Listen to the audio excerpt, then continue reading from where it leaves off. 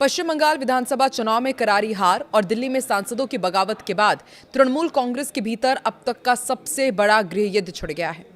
दीदी के सबसे भरोसेमंद कल्याण बनर्जी ने भी अब भतीजे अभिषेक बनर्जी को लेकर बड़ी चेतावनी दे डाली है।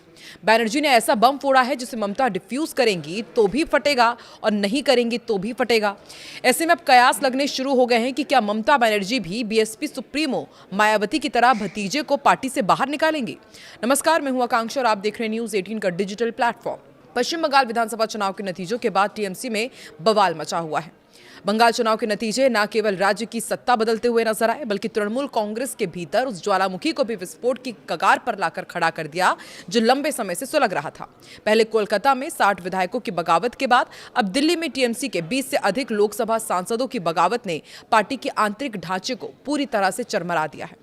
इस संकट के बीच ममता बनर्जी के सबसे पुराने वफादार मुखर सहयोगी कल्याण बनर्जी ने भी अब सीधे तौर पर ममता बनर्जी को चेतावनी दे दी है, जिसने टीएमसी के भीतर बुआ बनाम भतीजे की जंग को आधिकारिक मोड़ दे दिया है।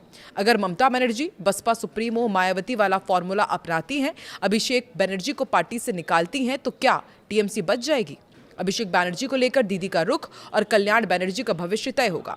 और टीएमसी के अंदरूनी सूत्रों से मिली जानकारी के मुताबिक करीब 60 विधायकों और लोकसभा और राज्यसभा के 30 से ज्यादा सांसदों ने अब एक सुर में अभिषेक बनर्जी को इस टूट के लिए जिम्मेदार बताया है।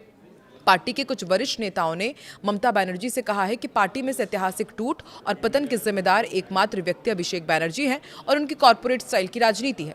इस अप्रत्याशित बगावत ने देश के सियासी हलकों में एक बड़ा यक्ष प्रश्न खड़ा कर दिया है कि क्या ममता बनर्जी अपनी बनाई हुई पार्टी को वजूद के बचाने के लिए वही कड़ा और बड़ा कदम उठाएंगी जो कभी बसपा सुप्रीमो मायावती ने अपने भतीजे आकाश आनंद के खिलाफ उठाया था। कल्याण बनर्जी ने बंद कमरे में और परोक्ष रूप से सार्वजनिक बयानों में यह साफ कर दिया है कि जमीनी कार्यकर्ताओं को नजरअंदाज करके डायमंड हार्बर मॉडल को पूरी पार्टी पर थोपना ही टीएमसी की लुटिया डूबने का मुख्य कारण बना। पार्टी के वरिष्ठ विधायकों सांसदों का मानना है कि अभिषेक बनर्जी की रणनीतियों ने पार्टी के पुराने दिग्गजों को हाशिए पर धकेल दिया, जिससे चुनावी जमीन खिसक गई।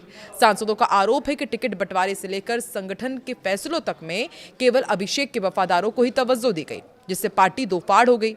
इस पूरे घटनाक्रम की तुलना अब बीएसपी की राष्ट्रीय अध्यक्ष मायावती के उस फैसले से की जा रही है जिसने सबको चौंका दिया था। आपको याद होगा, साल 2024 के लोकसभा चुनाव के दौरान मायावती ने अपने सगे भतीजे आकाश आनंद को अपना उत्तराधिकारी घोषित करने के कुछ ही महीनों बाद अचानक पार्टी के सभी महत्वपूर्ण पदों से हटा दिया था। मायावती ने तब साफ कहा था कि जब तक आकाश आनंद में पूरी तरह राजनीतिक परिपक्वता नहीं आ जाती, तब तक उन्हें इस जिम्मेदारी से दूर रखा जाएगा। ये फैसला मायावती ने बसपा के कैडर और कोर वोटर को बिखरने से बचाने के लिए लिया था। ममता को चुनना होगा कल्याण और अभिषेक में से एक। अब ठीक वैसी ही स्थिति ममता बनर्जी के सामने है।